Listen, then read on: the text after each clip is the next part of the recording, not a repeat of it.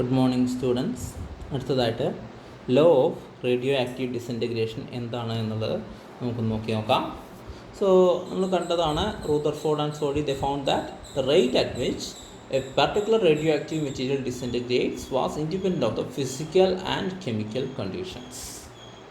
അപ്പോൾ നമുക്കതൊന്ന് നോക്കി നോക്കാം. അപ്പോൾ അത് ഫിസിക്കൽ കണ്ടീഷൻസോ കെമിക്കൽ കണ്ടീഷൻസോ നോക്കുന്നില്ല. So the number of atoms breaking up at any instant, that is proportional to the number of atoms present at that instant. നമുക്കതൊന്ന് ജസ്റ്റ് ഒന്ന് മാത്തമാറ്റിക്കലായിട്ടൊന്ന് എഴുതി നോക്കാം. Let n be the number of atoms present in a particular radioactive element at an instant t. So n എന്ന് പറഞ്ഞാൽ number of atoms present. Now rate of decrease എന്ന് പറഞ്ഞാൽ dn/dt, ഡിക്രീസാണ്, ഞാൻ minus ഇട്ടു, ഈസ് പ്രൊപ്പോർഷണൽ ടു n എന്നാണ് പറഞ്ഞത്. Proportionality കോൺസ്റ്റന്റിനെ നമുക്ക് വേണമെങ്കിൽ അതിനെ മാറ്റിയിട്ട് ഇക്വാലിറ്റി ആക്കി മാറ്റാൻ വേണ്ടിയിട്ട് ഒരു കോൺസ്റ്റന്റ് അപ്ലൈ ചെയ്യാം. That means minus dn/dt is equal to lambda n. Here lambda is known as a disintegration constant അല്ലെങ്കിൽ decay constant.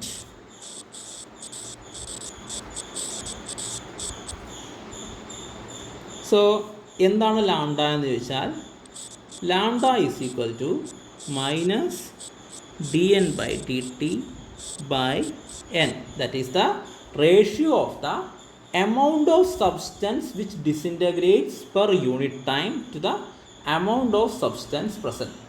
എത്ര എണ്ണം ഡിസിൻറ്റഗ്രേറ്റ് ഒരു പർട്ടിക്കുലർ യൂണിറ്റ് ടൈമിൽ അത് ഡിസിൻറ്റഗ്രേറ്റ് ചെയ്ത് പോകുന്ന എമൗണ്ടിൻ്റെയും അപ്പോൾ അതിനകത്ത് പ്രസൻ്റ് ആയിട്ടുള്ള എമൗണ്ടിൻ്റെയും അതിൻ്റെ റേഷ്യോ ആണ് ലാംഡ. സോ ഈ ഇക്വേഷനെ ഇതിന് ഇക്വേഷൻ 1 എന്നിട്ടോ ഈ ഇക്വേഷൻ 1നെ ഞാനൊന്ന് ചെറുതായിട്ടൊന്ന് മാറ്റി എഴുതി കഴിഞ്ഞാൽ dn, ആ n ഇപ്പുറത്ത് കൊണ്ടുവന്നു, by n is equal to minus lambda dt. So equation 1 can be written as dn/n is equal to minus lambda dt. രണ്ട് സൈഡും ഒന്ന് ഇൻ്റഗ്രേറ്റ് ചെയ്യാം. അപ്പോൾ എന്തായി മാറും? log n is equal to minus lambda t plus c. Here c is the constant of integration.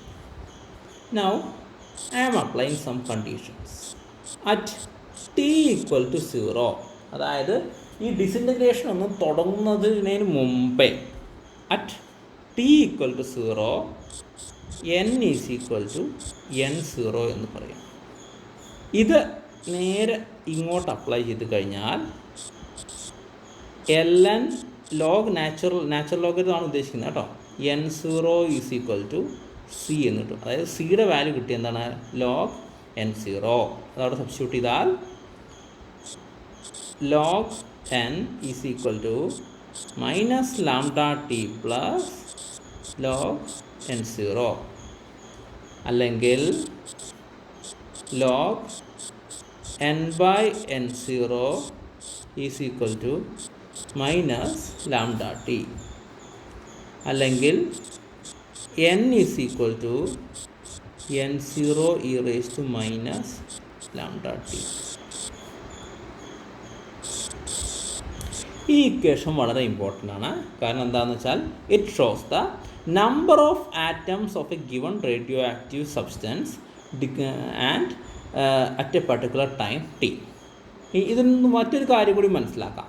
What you can see is that here the number of atoms at a given radioactive substance decreases exponentially with time എന്ന് നമുക്കിവിടെ മനസ്സിലാക്കാം.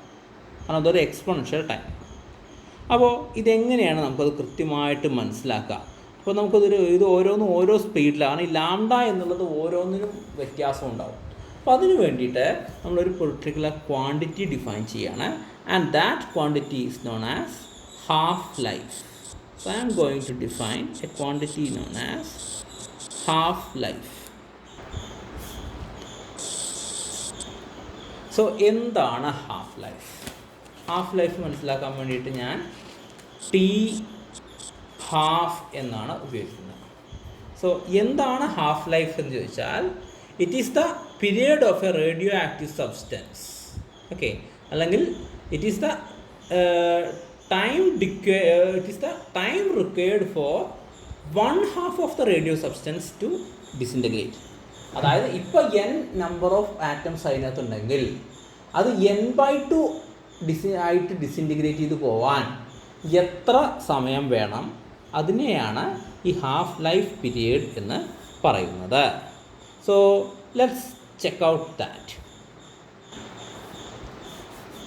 I am going to draw a curve. ഇത് time versus quantity of elements remaining. അപ്പോൾ അതിന് it is done using a scale 1. അപ്പോൾ നമ്മുടെ ഈ equation ഉപയോഗിച്ച് കഴിഞ്ഞാൽ what you can see is that it follows a curve like this. ഒരു exponential കർവാണ് വരുന്നത്. ടി എന്നുള്ള പൊസിഷനിൽ ഇത്ര ഉണ്ടാവും. അത് 1/4 ആവുമ്പോൾ 2t ആവും. 1/16 ആവുമ്പോൾ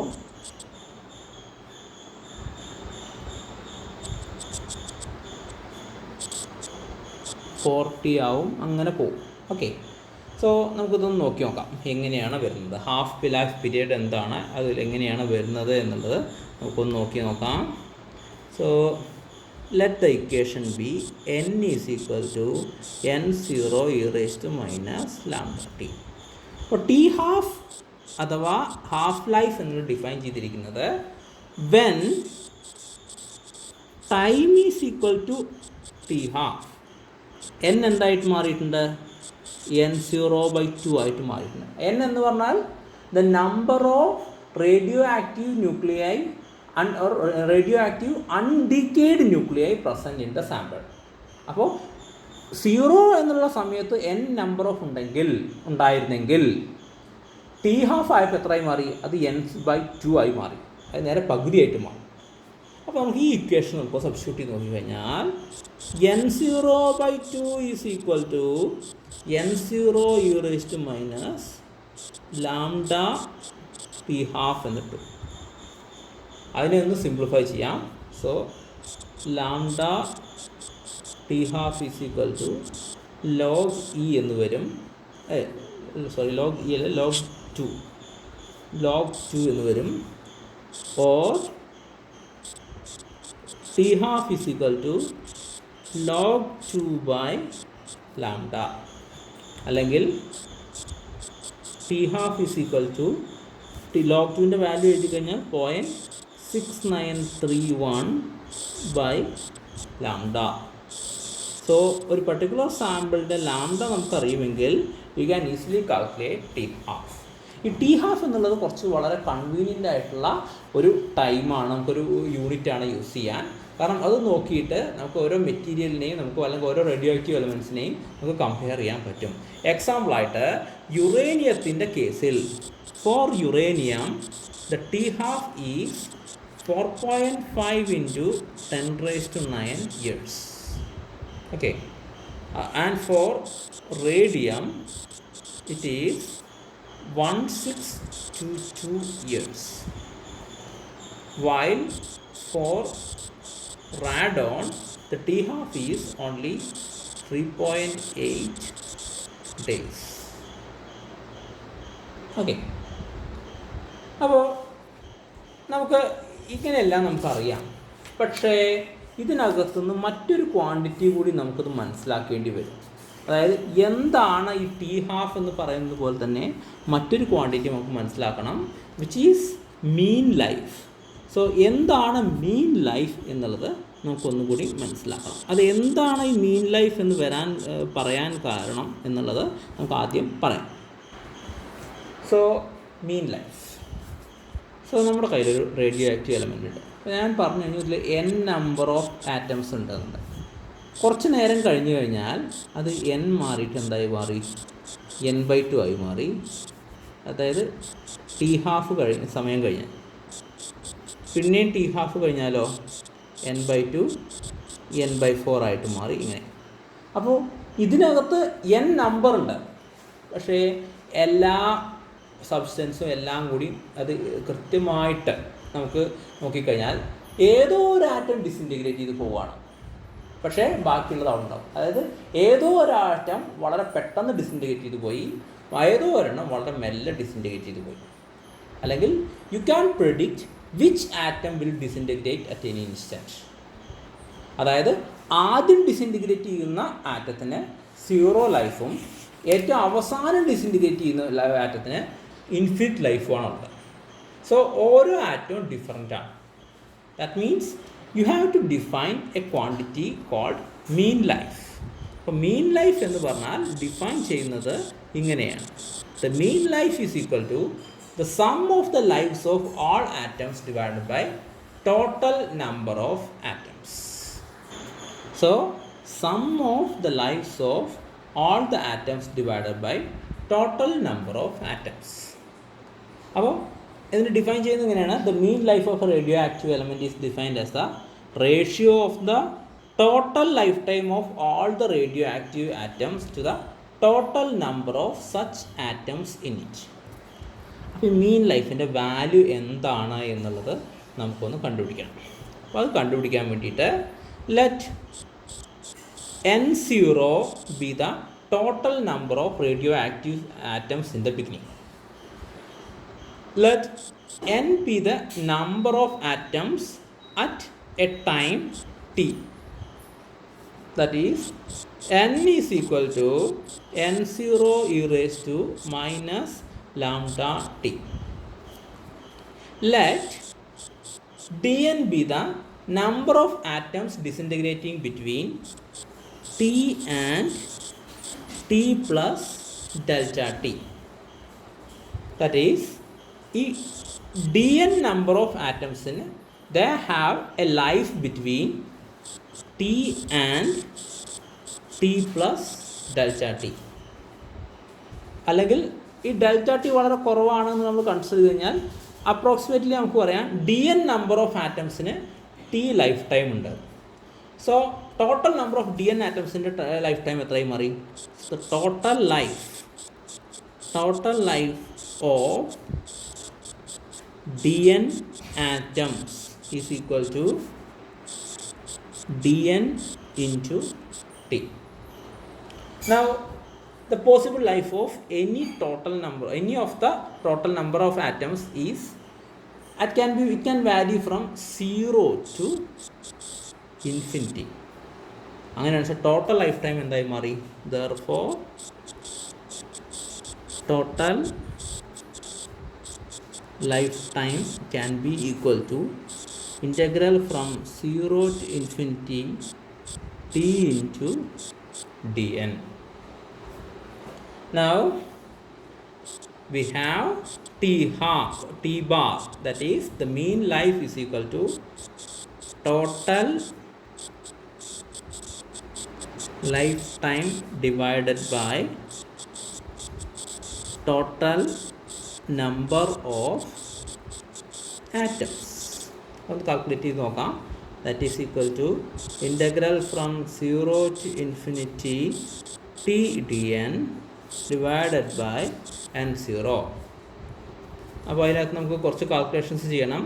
so we have n is equal to n0 e raised to minus lambda t.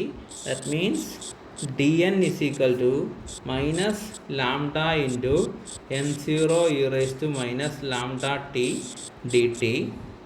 അപ്പോൾ അതുപോലെ സബ്സ്റ്റിറ്റ്യൂട്ട് ചെയ്ത് കഴിഞ്ഞാൽ t bar is equal to integral from 0 to infinity t lambda n0 e raised to minus lambda t dt by n0. That is equal to lambda into integral 0 to infinity t e raised to minus lambda t dt. അത് ചെയ്ത് കഴിഞ്ഞാൽ what you are getting is lambda into 1 by lambda square എന്ന് കിട്ടും. or this is equal to 1 by lambda. അല്ലെങ്കിൽ mean life t bar is equal to 1 by lambda. So what you see is that the mean life of a radioactive substance is the reciprocal of the decay constant lambda. Okay, I'm going to stop it right now, and thank you.